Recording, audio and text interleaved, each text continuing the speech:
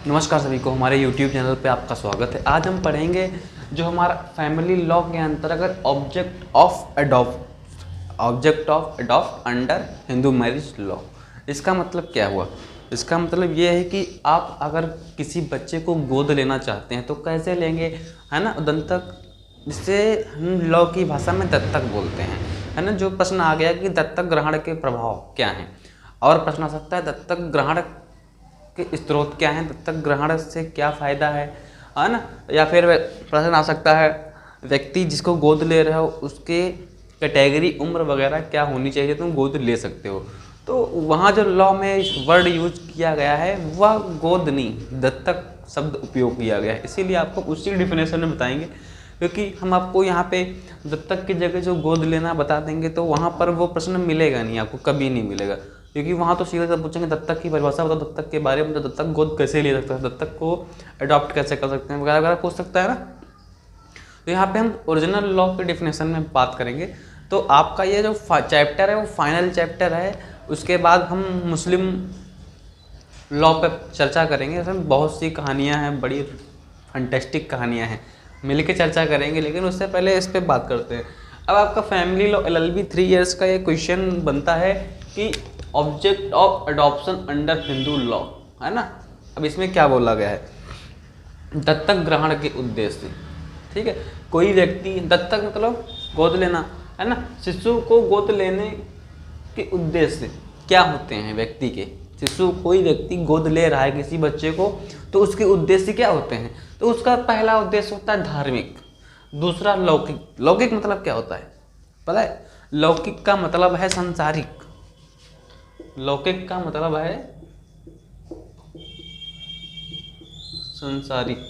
ठीक है, तो धार्मिक, धार्मिक क्या है? तो हमारे प्राचीन समय में मान्यता थी कि हर व्यक्ति को एक बच्चा होना चाहिए। अगर उसको बच्चा नहीं है तो उसको आग कौन देगा? आग नहीं मिलेगी तो वह व्यक्ति स्वर्ग में नहीं जा पाएगा, नरक में जाएगा। ये पुरानी प्रथा की मान्यता थी। तो उस आधार पे लोग बच्चा गोद लेते हैं। तो पहला उद्देश्य है कि अपने पिता को स्वर्ग तक ले जाना, वो हो गया धार्मिक कर्तव्य। लौकिक मतलब हो गया संसारिक। संसारिक मामले भी बहुत से होते हैं। संसार में लोग कहते हैं बच्चा नहीं है, फलाना ढमागा, अजीब अजीब चीज़ें बोलते हैं। तो ये दो दत्तक ग्रहण के प्रमुख उद्देश्य हैं। प्रश्न पूछ लिया गया दत्तक ग्रहण के प्रमुख 2 उद्देश्य बताओ, तो बता देना धार्मिक और लौकिक। धार्मिक का मतलब है पिता को स्वर्ग तक ले जाना, ये डिफिनेशन अपने आप बना देना, सिर्फ नहीं बताइए। लौकिक मतलब संसारिक, संसार में रह रहे हो तो अधिकार वगैरह वगैरह, मतलब उनकी देखभाल करना, यही से संसारिक मामले आ जाते हैं।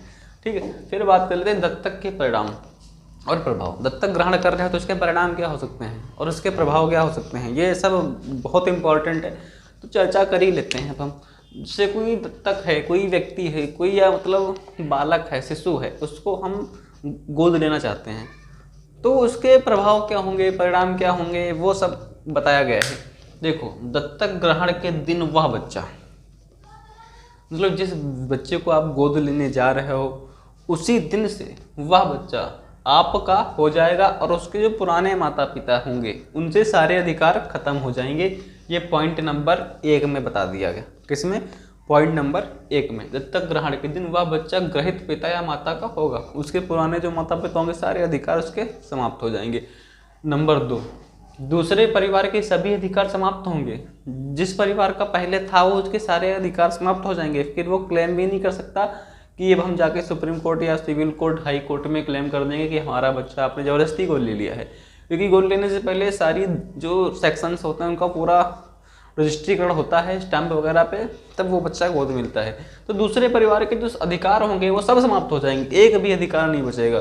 ठीक है, तो इस परिवार के साथ उसके सारे अधिकार जुड़ जाएंगे। जो व्यक्ति उस बच्चे को गोद लेके घर लाया है अपने, उसी के सारे अधिकार, सारे राइट्स, है ना, और सन ऑफ, डॉटर ऑफ, जो भी हो वो सब उस बच्चे के पास चले जाएंगे अधिकार। और जो पुराने अधिकार उनके माता पिता के होंगे वो सब समाप्त हो जाएंगे। ठीक है, और नए अधिकार एस्टेब्लिश हो जाएंगे।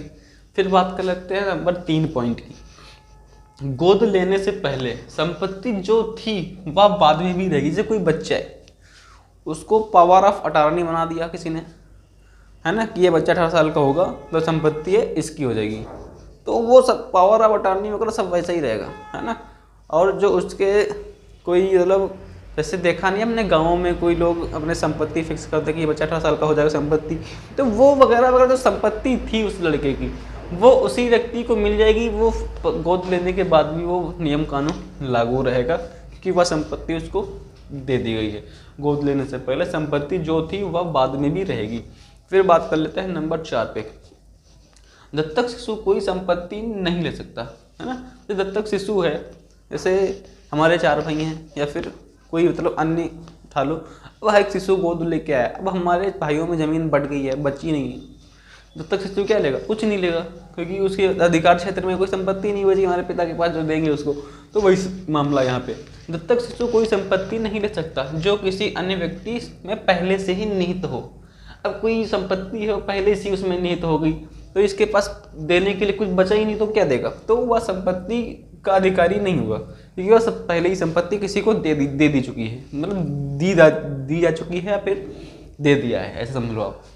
उसके सारे अधिकार कर्तव्य इसी परिवार के प्रति होंगे। जो परिवार उस बच्चे को अडॉप्ट करके लाया है उसके सारे अधिकार, ये अधिकार कर्तव्य इसी परिवार के प्रति होंगे, कोई अदर परिवार के प्रति नहीं होंगे। फिर बात कर लेते हैं व्यक्ति जो गोद लिया जा सकता है। सबसे इम्पोर्टेंट क्वेश्चन पूछ लेगा, ये क्वेश्चन अलग है। ये क्वेश्चन एक है उद्देश्य और ये परिणाम प्रभाव। फिर यहाँ से क्वेश्चन दूसरा शुरू होता है, व्यक्ति जो गोद लिया जा सकता है। कौन सा व्यक्ति है जो गोद लिया जा सकता है? सबसे इम्पोर्टेंट क्वेश्चन है। तो वह व्यक्ति गोद लिया जा सकता है जो धर्म से हिंदू हो, कर्म से हिंदू हो, जिसके माता पिता हिंदू हो, है ना, हिंदू मैरिज लॉ के तहत। अब वह व्यक्ति गोद लिया जाता है जो पहले से ही किसी का बेटा ना हो, गोद लिया ना जा चुका हो। जो पहले से किसी ने गोद ले लिया है तो वह व्यक्ति गोद नहीं ले सकते, दत्तक नहीं होगा वो, ठीक है। तो यहाँ लिखा है वह दत्तक ना लिया गया हो, पहले से कोई अडॉप्ट ना कर चुका हो उसे, और पहले से कोई अडॉप्ट नहीं कर रहा है उसे, और वो बिल्कुल किसी ने अडॉप्ट नहीं किया तो उसको गोद ले सकते हो आप। फिर वह विवाहित ना हो, वह विवाहित ना हो, उसका विवाह ना हुआ हो तो गोद ले सकते हो। विवाह हो गया होगा तो गोद ले लोगे तो उसकी वाइफ भी जाएगी ना साथ में, अलग नहीं कर सकते, है ना। तो ये हो गया ऑप्शन नंबर 3, विवाह ना हो। दूसरा 15 साल से कम हो। कोई व्यक्ति गोद तभी तक लिया जा सकता है जब तक उसकी उम्र 15 साल तक या 15 साल से नीचे हो। 16 साल के बाद वह व्यक्ति गोद नहीं लिया जा सकता। तो ये हो गया object of adoption under Hindu marriage law. Hindu law, marriage हटा दो, मैरिज तो हम चर्चा कर चुके हैं। फिर ये सारी बातें हैं, एक बार स्क्रीनशॉट ले लो, चैनल को लाइक सब्सक्राइब शेयर कर लो। मिलते हैं नेक्स्ट टॉपिक में, धन्यवाद।